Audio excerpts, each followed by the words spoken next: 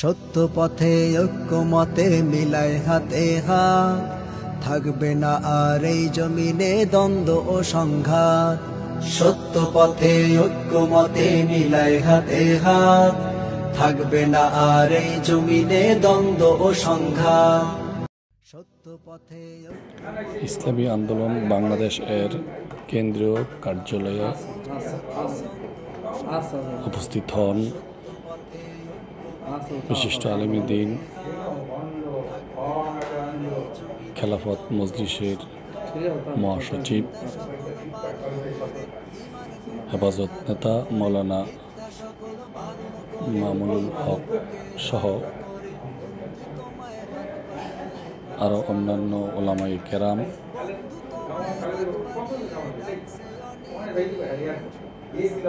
এ সময় ওনারা শায়েখে চরমোনাই হযরত পীর সাহেব হুজুর চরমোনাই সহ ইসলামী আন্দোলন বাংলাদেশের নেতৃবৃন্দের সাথে মত বিনিময় করেন, কুশল বিনিময় করেন এবং দেশের বর্তমান প্রেক্ষাপট নিয়ে নিজেরা মত বিনিময় করেন।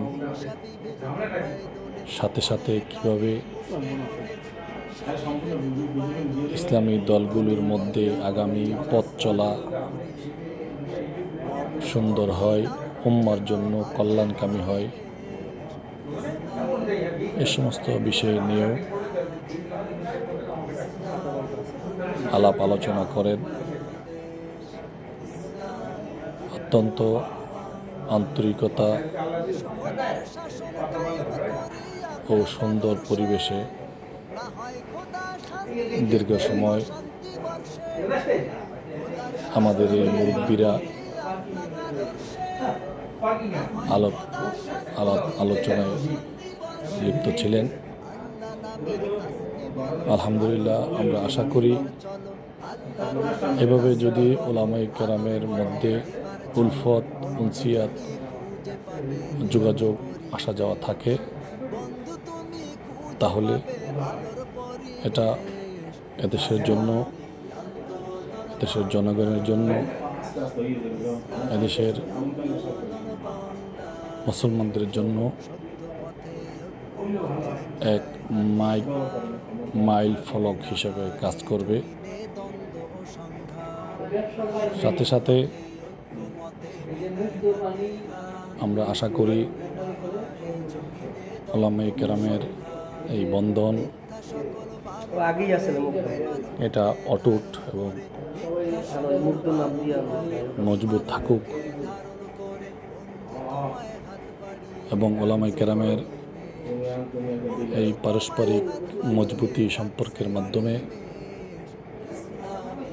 এদেশ থেকে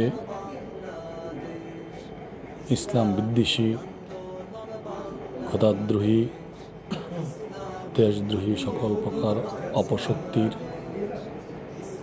মূলোৎপাটন ঘটিয়ে এদেশকে একটি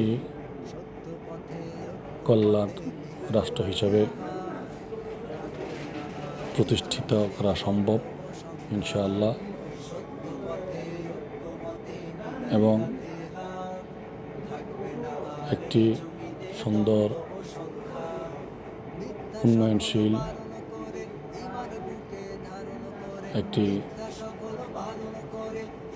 কল্যাণ রাষ্ট্র হিসাবে বিশ্বের দরবারে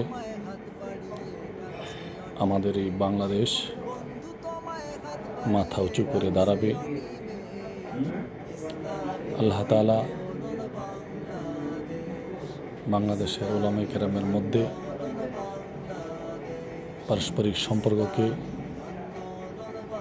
আরো মজবুত এবং সুন্দর করে দিন।